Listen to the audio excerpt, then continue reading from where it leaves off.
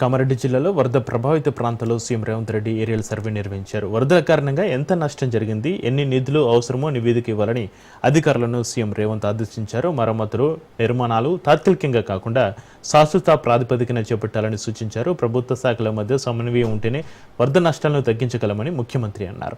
ఎవరికి వారు ఉంటామంటే crisis management చేయలేమని ఆయన స్పష్టం చేశారు. ఎరువుల పంపిణీలో సమన్వయం లోపం వల్లే సమస్యలు వస్తున్నాయన్నారు. యూరియా పంపిణీలో ముందుగా రైతులకు టోకెన్లు ఇచ్చి గందరగోళం లేకుండా చూడాలని సూచించారు. సమస్య వచ్చినప్పుడు రాజకీయాలకు అతీతంగా వ్యవహరించాలని ఆయన అన్నారు. ఉమ్మడి నిజామాబాద్ జిల్లా సమస్యలపై 15 రోజుల తర్వాత మరోసారి సమీక్ష నిర్వహించనున్నట్లుగా ఆయన తెలిపారు.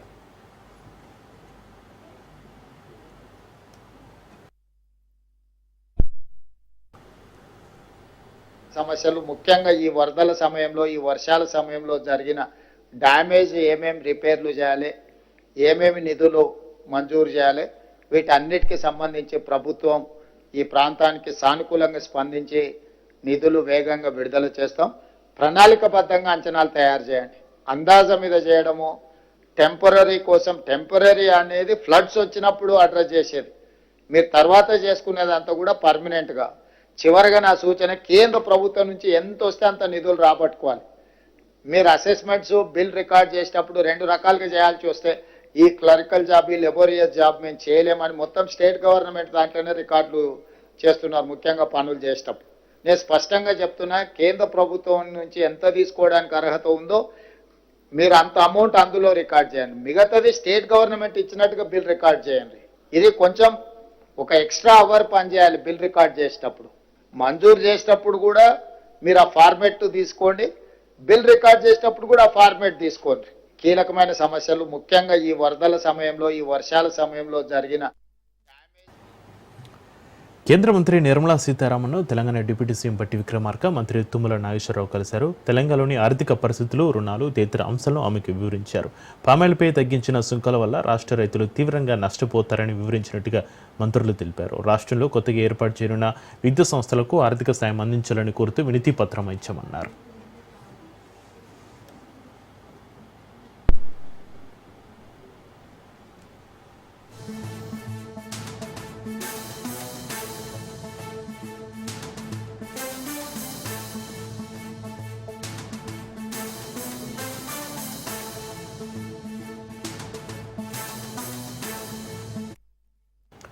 ఢిల్లీ పర్యటనలో భాగంగా కేంద్ర మంత్రి పెమ్మసాని చంద్రశేఖర్ను మంత్రి తుమ్మల కలిశారు. ఖమ్మం జిల్లా రఘునాథపాలెం మండలంలోని తండాలకు డ్రైనేజీ వ్యవస్థ నిర్మాణం కోసం 110 కోట్ల రూపాయలు మంజూరు చేయాలని విజ్ఞప్తి చేశారు.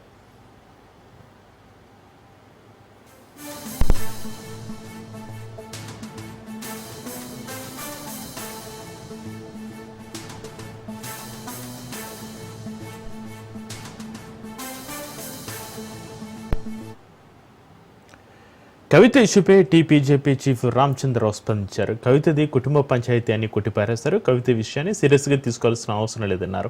కవితను బీజేపీలో చేర్చుకోమన్నారు. నేను చెప్పిన వాళ్ళ కుటుంబంలో గొడవ నడుస్తుంది, అంతేగాని ఆమె చెప్పిన స్టేట్మెంట్లకు మీరు రియాక్షన్ అవుతుంటే పెద్ద రియాక్షన్ అంత నాకైతే నేనైతే రియాక్ట్ కావాల్సిన అవసరం లేదు. అవన్నీ ఎలిగేషన్ చాలా మంది చేస్తుంటారు, పెద్ద మీరు కూడా సీరియస్ తీసుకోకండి. అది ఏ అవినీతి పరులకైనా సరే మా పార్టీలో స్థానం లేదు. అది కవిత గాని బబిత గాని. ఇప్పుడు ఆమె గురించి నేను మాట్లాడే అవసరం లేదు. నేను స్టేట్ ప్రెసిడెంట్ ని. నేను చెప్పిన వాళ్ళ కుటుంబంలో గొడవ నడుస్తుంది, అంతేగాని ఆమె చెప్పిన స్టేట్మెంట్లకు మీరు రియాక్షన్ అవుతుంటే పెద్ద రియాక్షన్ అంత నాకైతే నేనైతే రియాక్ట్ కావాల్సిన అవసరం లేదు. అవన్నీ ఎలిగేషన్ చాలా. బీఆర్ఎస్ నుంచి సీనియర్ నేతలు బయటికి రావడానికి హరీష్ రావు సంతోషులకు కారణం కాదని చివ్వేంల ఎంపీ కొండ విశ్వేశ్వరరెడ్డి అన్నారు. కాళేశ్వరం కుంగుబాటులో హరీష్ రావు పాత్ర ఏమీ లేదని, కవితను బీఆర్ఎస్ నుంచి ఇప్పుడు సస్పెండ్ చేయలేదని, 6 ఏళ్ల క్రితమే పార్టీ నుంచి ఆమెను పక్కకు తప్పించారన్నారు. ప్రణహిత చివ్వేంల ధర, చివ్వేంలకు నీరు ఇస్తే ఎకరాకు 2 లక్షల ఖర్చు అవుతుందన్నారు. దానికంటే రైతులకు నేరుగా 2 లక్షల ఆర్థిక సాయం చేస్తే మేలు అవుతుందని, సిబిఐకి కేవలం మేడిగడ్డ బ్యారేజీ విచారణ ఇవ్వడం కాదని, కాళేశ్వరం ప్రాజెక్టుపై సంపూర్ణ విచారణ సిబిఐకి అప్పగించాలని చివ్వేంల ఎంపీ కొండ విశ్వేశ్వరరెడ్డి డిమాండ్ చేశారు.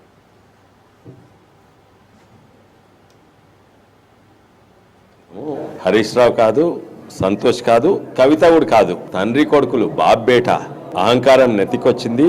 2 చేతులతోటి తినుడు మొదలు పెట్టిండ్రు. ఆంధ్రోళ్ళు దొంగలు మన తెలంగాణను దోసుకునేట వాళ్ళు ఇప్పుడు వాళ్ళందరికంటే ఎక్కువ దోసుకునే తండ్రి కొడుకులు. కాళేశ్వరం అంటే కుంభకోణాలు చేసిండ్రు, దానివల్లనే నేను బయటకు వచ్చిన. హరీష్ రావుకి ఏం పవర్ ఉండే చెప్పు? ఉండేనా? సంతోష్కుండేనా పవర్? లాస్ట్ కవితకు కూడా లేకుండే. ఎవరైనా బయటికి పోయే కారణం ఉంటే తండ్రి కొడుకుల వల్లనే. నాకు తెలిసినంత వరకు అందరూ బయటికి పోయింది తండ్రి కొడుకుల వల్లనే. మీరు అందరూ అనుకుంటూ కవితను మొన్న సస్పెండ్ చేసి మొన్న బయటికి వెళ్ళగొట్టిండ్రు. మొన్న కాదు బయటికి వెళ్ళగొట్టింది, ఎప్పుడో 6 ఏళ్ల కింద బయటికి వెళ్ళగొట్టిండ్రు. ఏంటంటే నువ్వు ఇక్కడ ఏం బిజినెస్ చేయదు, you have no business in Telangana. ఇక్కడ ప్రాజెక్టులన్నీ కేసీఆర్ చూసుకుంటాడు, రియల్ ఎస్టేట్ అన్ని కొడుకు రామారావు చూసుకుంటారు, తక్కినవి సంతోష్ ఇది అది కొన్ని చేసుకుంటారు. ఈమె పైరవీలు అయితే లేవు, ఏం బిజినెస్ అయితే లేవు, ఏం రియల్ ఎస్టేట్ అయితే లేవు, ఇక్కడ అని ఇక్కడి నుంచి ఎలగొట్టిర్రు. అందుకే ఈమె ఢిల్లీకి పోయి ఆ చిన్న లిక్కర్ స్కామ్లు ఇచ్చేసింది. అండ్ ఆమెకు చాలా కోపం ఉంది అప్పటి సర్ది. నా ఓడిపోయిన కారణం కూడా కొంత కుటుంబ సభ్యులే అని ఆమె అప్పుడు ప్రైవేట్గా అన్నట్టు నాకు వినబడేది తెలిసింది. నేను ఆ పార్టీ నాడు బ్రిటిష్ వారిని ఇండియా నుంచి పంపించివేయడానికి వినాయక నవరాత్రులు ఏర్పాటయ్యాయని కేంద్ర మంత్రి బండి సంజయ్ తెలిపారు. విఘ్నేశ్వర నవరాత్రుల మీద కొంతమంది దుష్ప్రచారం చేస్తున్నారని, ఈసారి గణేష్ నవరాత్రులు చాలా బ్రహ్మాండంగా కొనసాగాయని చెప్పారు. వినాయక చవితిలో దేశభక్తి ఇమిడి ఉందని చెప్పారు. కరీంనగర్లో గత 12 ఏళ్ల నుంచి ఎలాంటి సంఘటనలు జరగలేదని చెప్పారు. సోషల్ మీడియా ద్వారా జరిగే విష ప్రచారాన్ని నమ్మొద్దని సూచించారు. ఎక్కడ ఎవరిని అడ్డుకోరు, ఎవరిని ఇబ్బందులు పెట్టారని చెప్పారు. మానకొండూరు, చింతకుంట, కొత్తపల్లిలో నిమజ్జనాలకు ఏర్పాట్లు పూర్తయ్యాయని చెప్పారు బండి సంజయ్. చిన్న వినాయకులను ప్రతిష్ఠ చేసుకొని పూజలు కూడా ఘనంగా నిర్వహిస్తున్నారు, బ్రహ్మాండంగా నిర్వహిస్తున్నారు. ఇటువంటి వాతావరణం నిర్మాణం కావాలి. ఇలా వినాయక నవరాత్రి ఉత్సవాల యొక్క ప్రాధాన్యత, ప్రత్యేకత ఏంటంటే ఆ రోజు బ్రిటిష్ వాళ్ళను ఈ దేశం నుంచి పారద్రోలని చెప్పి ఒక ఆలోచనతోని హిందూ సమాజాన్ని సంఘటితం చేయాలి, దానికి ఒక వేదిక కావాలి అని చెప్పించి బాలా గంగాధర్ తిలక్ గారు అయితే ప్రారంభించారో నాటి నుంచి నేటి వరకు కూడా అదే వాతావరణంలో ఇలా దేశవ్యాప్తంగా కూడా ఈ విఘ్నేశ్వర నవరాత్రి ఉత్సవాలను జరుపుకుంటాం. మనం గత 2 సంవత్సరాల తర్వాత ఈసారి ఒక భక్తి శ్రద్ధలతో ఈసారి వినాయక నవరాత్రులు జరుగుతా ఉన్నాయి. యువకులందరూ కూడా దీక్ష తీసుకున్నారు. 9 రోజుల పాటు దీక్ష తీసుకొని వాళ్ళ పూజలు నిర్వహిస్తా ఉన్నారు. విఘ్నేశ్వర నవరాత్రులు వీళ్ళు అది చేస్తారు అని. అవన్నీ కూడా తప్పు. కొంతమంది కావాలనే ఈ పండుగలను పండుగల పట్ల వ్యంగ్యంగా వివరించడానికి, ఈ పండుగల పట్ల సమాజంలో తప్పు ఆలోచన కలిగించడానికి కొంత ప్రయత్నం చేస్తున్నారు. అలాంటి విఘ్నేశ్వర నవరాత్రి చాలా ఘనంగా చేసుకోవాలి, భక్తి వాతావరణం చేసుకోవాలని చెప్పి ఇలా సమాజంలో ఒక మంచి ఆలోచన వచ్చింది. కాబట్టి దేశభక్తితోని ఇముడి ఉన్న పండుగ విఘ్నేశ్వర నవరాత్రి ఉత్సవాలు, విఘ్నేశ్వర నిమజ్జన కార్యక్రమం. కేంద్ర రాష్ట్ర ప్రభుత్వాలు బీసీ విద్యార్థులకు అన్యాయం చేస్తున్నాయని ఎమ్మెల్సీ దాసు శ్రావణి విమర్శించారు. రోజులు మారినా బీసీల రాతలు మారడం లేదని ఆయన ఆవేదన వ్యక్తం చేశారు. ఏ ప్రభుత్వాలు ఉన్నా బీసీ విద్యార్థులు నష్టపోతున్నారని దాసు శ్రావణ్ అన్నారు. జాతీయ న్యాయ కళాశాలలో బీసీ విద్యార్థులకు రిజర్వేషన్లు అమలు కావడం లేదన్నారు. నల్సారి యూనివర్సిటీలో రిజర్వేషన్లు అమలు కావడం లేదని దాసు శ్రావణ్ మండిపడ్డారు. మోడీ ఓబీసీ అయినా బీసీ విద్యార్థులకు అన్యాయం జరుగుతుంది అన్నారు. దురదృష్టం ఏంటంటే అక్కడ 5-year లా కోర్స్ ఆఫర్ చేస్తారు, LLM డిగ్రీ ఆఫర్ చేస్తారు, PhD ఆఫర్ చేస్తారు. It's one of those most prestigious legal education institution. ఆ లీగల్ ఎడ్యుకేషన్ ఇన్స్టిట్యూషన్స్ లో బీసీలకు రిజర్వేషన్ ఇవ్వట్లేరు. తరుగుట పెట్టి గొంతు పోసినట్టుగా బీసీలకు రిజర్వేషన్ రాకుంటుంటే ఒకళ్ళు మాట్లాడతలేరు. 2020లోనే నాల్సర్ ఇస్ వయలేటింగ్ బీసీ రిజర్వేషన్స్ అని చెప్పని నేషనల్ కమిషన్ ఆఫ్ బ్యాక్వర్డ్ క్లాసెస్కి వెళ్ళి పెద్ద గొడవ చేసినాం. గొడవ చేస్తే finally they succumb to our pressure and then finally they gave this judgment. NCBC has passed an order. January 20 నాడు పాస్ చేసిన ఆర్డర్ ఇది. డాక్టర్ బన్వన్లాల్ సహాని అని చెప్పని NCBC చైర్మన్ నిరంతరమైనటువంటి ఒక పోరాటం ఇక్కడ కొట్లాడి అక్కడ కొట్లాడి మొత్తానికి ఆర్గ్యుమెంట్ చెప్పిన తర్వాత finally NCBC has yielded to our pressure and then gave this order. దురదృష్టం ఏంటి అంటే చట్టాలు ఉంటాయి, కమిషన్లు రాజ్యాంగ నిబద్ధత కలిగినటువంటి కమిషన్లు ఆర్డర్లు ఇస్తాయి, బీసీల ఓట్లు రావాలా, కానీ బీసీలకు మాత్రం ఇవాళ రిజర్వేషన్లు మాత్రం పూర్తి స్థాయిలో అమలు కావట్లేదు. దేశవ్యాప్తంగా ఉన్నటువంటి నేషనల్ లా స్కూల్స్ ఇవాళ బీసీ రిజర్వేషన్ తుంగలో దొక్కేస్తా ఉన్నాయి. రాష్ట్ర అసెంబ్లీలో ఒక ప్రత్యేక చట్టం ద్వారా ఎస్ఎల్బీసీ పనుల పునరుద్ధరణపైన సీఎం రేవంత్ రెడ్డి సమీక్ష సమావేశం నిర్వహించారు. ఎస్ఎల్బీసీ పనులు ఒక్కరోజు కూడా ఆలస్యం కావడానికి వీలు లేదన్నారు. ఎస్ఎల్బీసీ కేవలం నల్గొండ జిల్లాకే కాదు తెలంగాణకు అత్యంత కీలకమన్నారు. ఎలాంటి ఖర్చు లేకుండా నీళ్లు ఇవ్వడానికి ఎస్ఎల్బీసీలో అవకాశం ఉందన్నారు. శ్రీశైలం నుంచి అక్కంపల్లి రిజర్వాయర్ వరకు ఉన్న సమస్యలపైన తక్షణమే సమాచారం ఇవ్వాలన్నారు. అటవీ శాఖ అనుమానితులపైన ప్రత్యేక దృష్టి పెట్టాలన్న సీఎం రేవంత్ 2027 డిసెంబర్ 9లోగా ఎస్ఎల్బీసీని పూర్తి చేయాలని సూచించారు. డిసెంబర్ 9, 2027న తెలంగాణ ప్రజలకు ఎస్ఎల్బీసీ అంకితం చేయాలన్నారు. ఎట్టి పరిస్థితుల్లో ఎస్ఎల్బీసీ పూర్తి కావాలి, పనులు ఆగడానికి వీలు లేదని తేల్చి చెప్పారు.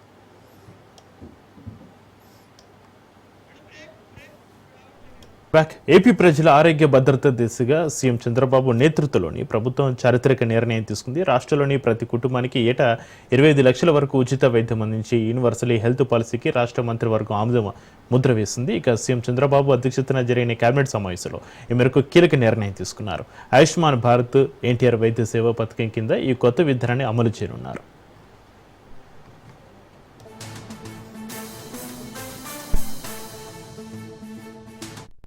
5 కోట్ల మందికి పైబడి వైద్య సేవలు అందించబడతాయి. 2 లక్షల నుంచి 2.5 లక్షల నుంచి 25 లక్షల వరకు కూడా విలువైన వైద్య సేవలు అందించబడతాయి.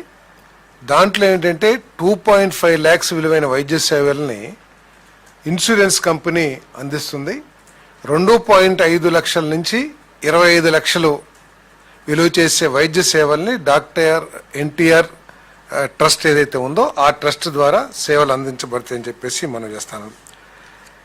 గత ప్రభుత్వంలో ఈ సర్వీసెస్ ఏదైతే ఆరోగ్యశ్రీ అనే పథకం కింద చేసేవాళ్ళో వాళ్ళు కేవలం 4,30,00,000 మందికి మాత్రమే ఈ వైద్య సేవల్ని అందించడం జరిగేది.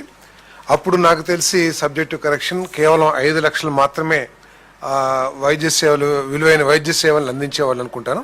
బట్ ఇప్పుడు 25 లక్షల వైద్య సేవలు అందించడం, అది కూడా రాష్ట్రంలో ప్రతి ఒక్కరికి కూడా only EHS employment housing scheme ఎవరైతే పొందుతున్నారో వాళ్ళకి తప్ప మిగతా వాళ్ళందరికీ కూడా రాష్ట్రంలో ప్రజలందరికీ కూడా ఈ వైద్య సేవలు అందించబడతాయి. దాదాపు 5 కోట్ల మందికి పైబడి ప్రధానమంత్రి మోడీ దేశ ప్రజలకు ఇచ్చిన మాటను నిలబెట్టుకున్నారన్నారు కేంద్ర మంత్రి భూపతిరాజు శ్రీనివాస్ వర్మ. జీఎస్టీ 28% నుంచి 5-18% వరకు తగ్గించారని గుర్తు చేశారు. తగ్గిన జీఎస్టీ నెల 22 నుంచి దేశవ్యాప్తంగా అమలులోకి వస్తుంది అన్నారు. దేశంలో ప్రతిపక్షంలో ఉన్న కొంతమంది ముఖ్యమంత్రులు జీఎస్టీపై దుష్ప్రచారం చేస్తున్నారని విమర్శించారు. పెద్ద ఎత్తున మార్పు తీసుకువస్తుంది అనేటువంటి విషయంలో ఎటువంటి అనుమానం కూడా లేదు. ముఖ్యంగా నిత్యావసర సరుకుల విషయంలో, ఆరోగ్య బీమా విషయంలో, వ్యవసాయ రంగం విషయంలో, విద్య విషయంలో, అదేవిధంగా వాహన రంగం, విద్యుత్ ఉపకరణాలు, అనేక అంశాల మీద పెద్ద ఎత్తున జిఎస్టీని 5%కి 18% నుండి నేరుగా 5% కుదించడం జరిగింది. రాబోయే కాలంలో 5%, 18%, 2 స్లాబులు జిఎస్టీ మాత్రమే దేశంలో అమలవుతుంది. కొన్ని రంగాలకి జిఎస్టీని 0%కి తీసుకువచ్చి పూర్తిగా ఎత్తివేయడం జరిగింది. శాఖ హుక్కుకి కేంద్ర ప్రభుత్వం ఏం చేసింది అనేటువంటి విషయం మనందరికీ కూడా తెలుసు. కొంత ఆర్థిక భారం తగ్గించుకోవాలి. ఎక్సెస్ ఉన్నటువంటి చోట కొంతమంది ఎంప్లాయీస్ని, అధికారులను తగ్గించాలి.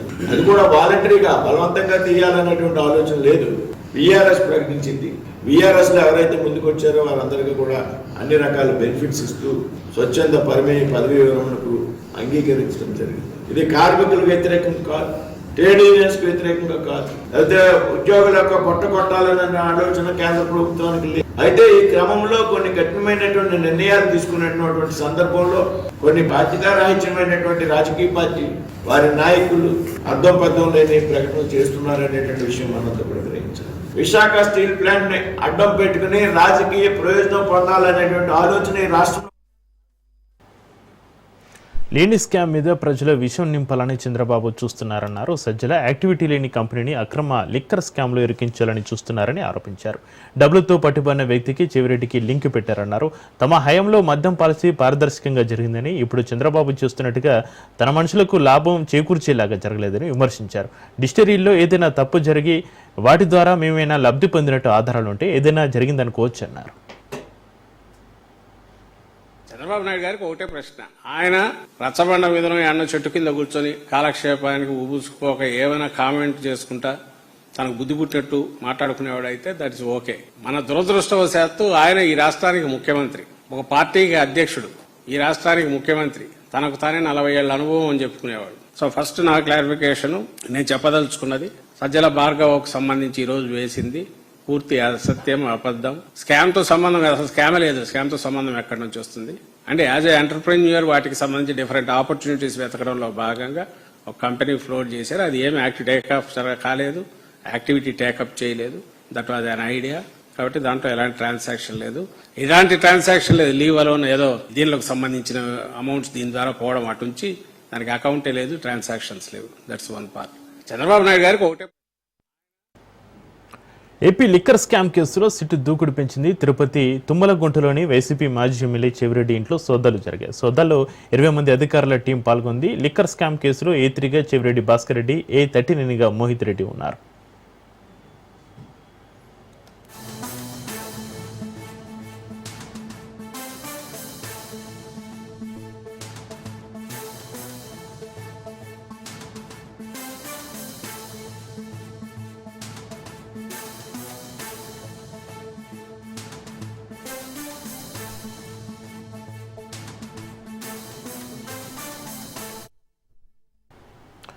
సిద్దిపేట జిల్లా హుస్నాబాద్లో యూరియా కోసం రైతులు మంత్రి పొన్నం ప్రభాకర్ క్యాంపు కార్యాలయాన్ని ముట్టడించారు. మంత్రి క్యాంపు కార్యాలయం ఎదుట రైతులను పోలీసులు అడ్డుకోవడంతో అక్కడే బైఠాయించారు. యూరియాకు టోకెన్లు ఇస్తేనే ఇక్కడి నుంచి వెళ్తామని రైతులు ఆందోళన కొనసాగించారు. దీంతో రైతులకు కాంగ్రెస్ నాయకులకు మధ్య వాగ్వాదం చోటు చేసుకుంది. పోలీసులు జోక్యం చేసుకున్నా ఆగకుండా రైతులు ఆందోళన కొనసాగించారు. దీంతో అక్కడ ఉధృత పరిస్థితి నెలకొంది.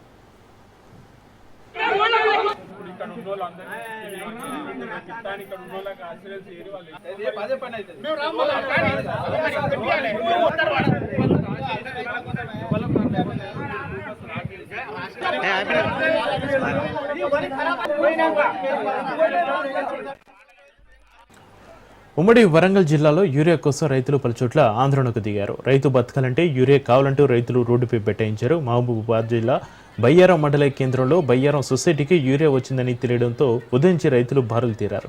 యూరియా రాత్రికి రాత్రే బ్లాక్ మార్కెట్లో అమ్ముకుంటున్నారని ఆగ్రహం వ్యక్తం చేశారు.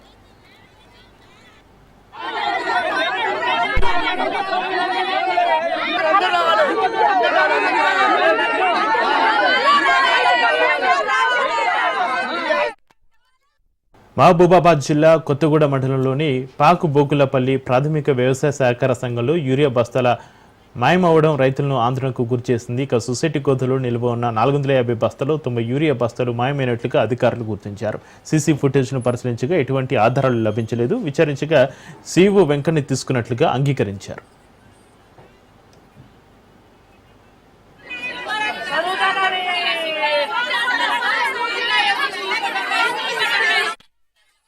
జిల్లా ఎన్టీఆర్ స్వగ్రామం నిమ్మకూరులో పద్మభూషణ్ నందమూరి బాలకృష్ణ సందడి చేశారు. ఎన్టీఆర్ బసవతారకం విగ్రహాలకు నివాళులర్పించారు. సినీ ప్రస్థానం 50 ఏళ్లు పూర్తి చేసుకుని వరల్డ్ ఆఫ్ బుక్ ఆఫ్ రికార్డ్స్లో చోటు దక్కించుకున్న అనంతరం బాలయ్య నిమ్మకూరుకు రావడంతో అభిమానులు గ్రామస్తులు ఆనందం వ్యక్తం చేశారు. గార్డ్ ఆఫ్ హానర్తో గురుకుల పాఠశాల విద్యార్థులు స్వాగతం పలికారు. పామరు ఎమ్మెల్యే వర్ల కుమార్ రాజు కుటుంబ నాయకులు పొలమాలలు పుష్పగుచ్చాలతో శుభాకాంక్షలు తెలిపారు. టపాసులు కాలుస్తూ జై బాలయ్య అంటూ అభిమానులు నినాదాలు చేశారు. నిమ్మకూరు ఆడపడుచులు బాలయ్యకు మంగళహారతులు ఇచ్చారు. అనంతరం బాలయ్య మాట్లాడుతూ తనకు పదవులు ముఖ్యం కాదని చెప్పారు. ఈ విజయాలన్నీ కూడా తన తల్లిదండ్రులకు అంకితం చేస్తున్నట్లుగా ప్రకటించారు. నేర్చుకుంది. ఇప్పుడు రామారావు గారు ఆయన కేవలం నటుడు గారు కాకుండా ఆయన ముఖ్యమంత్రి అయిన తర్వాత ఏ కార్యక్రమం మొదలుపెట్టినా, ప్రభుత్వ కార్యక్రమాలు పథకాలు మొదలుపెట్టినా అది మన ఆయన పుట్టిన ఊరిని మర్చిపోకుండా ఇక్కడి నుంచే ప్రారంభించేవారు. రెసిడెన్షియల్ హై స్కూల్ కావచ్చు, లేకపోతే ఈ జూనియర్ కాలేజ్ కావచ్చు, అలాగే మహిళా ప్రాంగణం, ప్రాథమిక వైద్య శిబిరం అయితే పిహెచ్సీలు అయితేనేమి అన్ని కూడా ఇక్కడి నుంచే, ఈ గ్రామం నుంచే పుట్టిన గడ్డను మర్చిపోకుండా ఇక్కడి నుంచే ప్రారంభించేవారు. కేవలం అంతేకాకుండా సమాజానికి మరి ఆయనకి అంత ఉన్నత స్థానానికి తీసుకెళ్లిన ప్రజల్ని మర్చిపోకుండా ఆనాడు తెలుగుదేశం పార్టీని స్థాపించారు. అలాగే అందరికీ బడుగు బలహీన వర్గం ఖైరతాబాద్ మహాగణపతి సన్నిధిలో సందడి కొనసాగుతుంది. అర్ధరాత్రి నుంచి దర్శనాలు నిలిపివేయనున్నారు. ఇక శుక్రవారం నుంచి షెడ్డు తొలగింపు పనులు ప్రారంభం కానున్నాయి. ఆ పనుల సమయంలో భక్తులకు దర్శనాలు నిలిపివేయనున్నారు. శుక్రవారం అర్ధరాత్రి 12 గంటల తర్వాత కలశ పూజ చేసి శనివారం ఉదయం 6 గంటలకు నిమజ్జన యాత్ర ప్రారంభించనున్నారు. శనివారం మధ్యాహ్నం 1 గంట వరకు గణపయ్య గంగమ్మ ఒడికి చేరే అవకాశం ఉంది. అయితే నిమజ్జనానికి పోలీసులు ప్రత్యేక భద్రత ఏర్పాట్లు చేస్తున్నారు. రహదారులపై ట్రాఫిక్ నియంత్రణకు ప్రత్యేక ప్లాన్ సిద్ధం చేసినట్టుగా పోలీసులు తెలిపారు.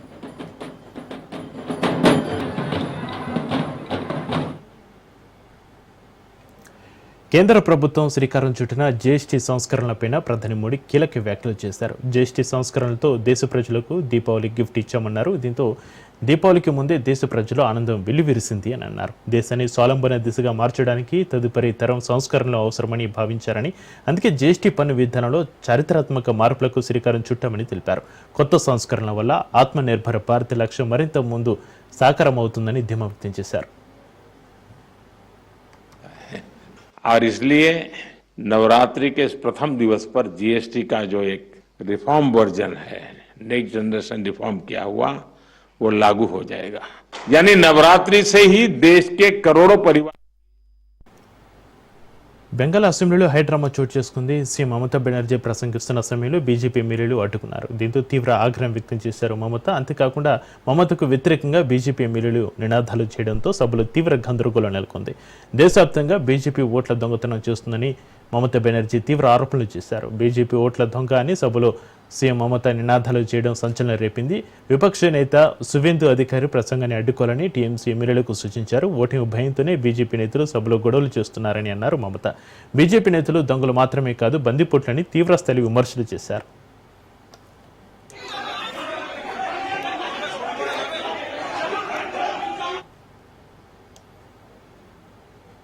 దేశ రాజధాని ఢిల్లీని వరదలు అతలాకుతలం చేస్తున్నాయి. భారీ వర్షాల కారణంగా పలు లోతట్టు ప్రాంతాల్లో వరద నీరు ప్రవేశించింది. ఢిల్లీ వీధులు చెరువుల్లో మారాయి. ఉత్తరాది రాష్ట్రాలను వానలు అతలాకుతలం చేస్తున్నాయి. గత కొద్ది రోజులుగా కురుస్తున్న వర్షాలు, వరదల కారణంగా భారీగా ఆస్తి ప్రాణనష్టం వాటిల్లింది. పంజాబ్లో భారీ వర్షాలకు వరదలు సంభవించి ఇప్పటివరకు 37 మంది ప్రాణాలు కోల్పోయారు.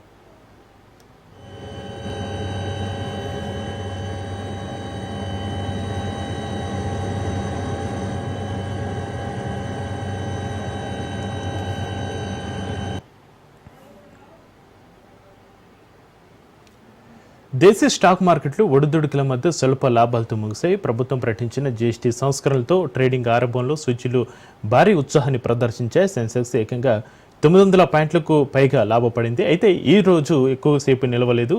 ట్రేడింగ్ ముగిసే సమయానికి సెన్సెక్స్ 150.30 పాయింట్ల లాభంతో 80,718 వద్ద స్థిరపడింది. నిఫ్టీ కూడా 19.25 పాయింట్ల స్వల్ప లాభంతో 24,734 వద్ద ముగిసింది. ఇవి ఇప్పటివరకు బులెటిన్ అప్డేట్స్ చూస్తూనే ఉండండి రాష్ట్ర న్యూస్.